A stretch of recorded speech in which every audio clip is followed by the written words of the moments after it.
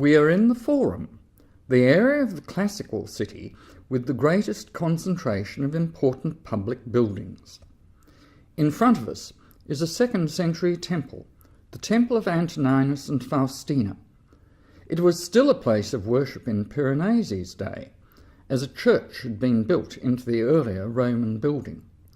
We can see its facade rearing up behind and over the temple's original portico.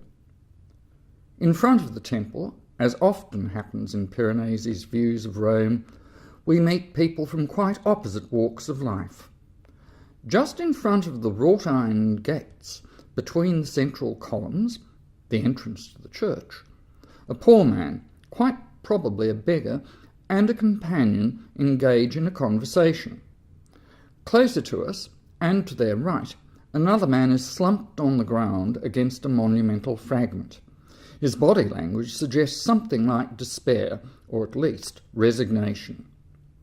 Nearby, a very different figure stands on another monumental fragment, a grand tourist reading the inscription on the temple facade through a telescope. We can take it for granted that he has learnt enough Latin to be able to understand it. It reads, "To the deified Antoninus and Faustina," that is, Antoninus and Faustina having become gods.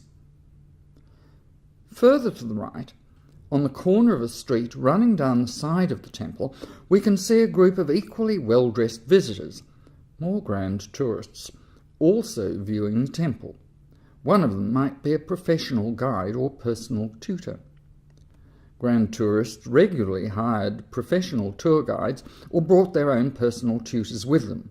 In either case, men well educated in classical history and languages.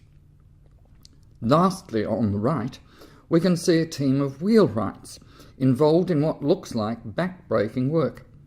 They are a reminder that for all its grand buildings, Rome's streets and public places were generally unpaved. Accidents involving broken axles and wheels were commonplace, even when your vehicle was the elegant coach we can see at the end of the side street.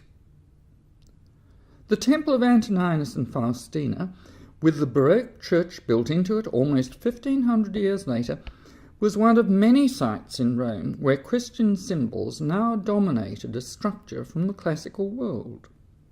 Trajan's column, but with a statue of St. Peter replacing an earlier statue of the Roman emperor, is another obvious example. The church not only regarded itself as having triumphed over Rome's earlier religion, it also saw itself as having preserved the most worthwhile values of Roman civilization.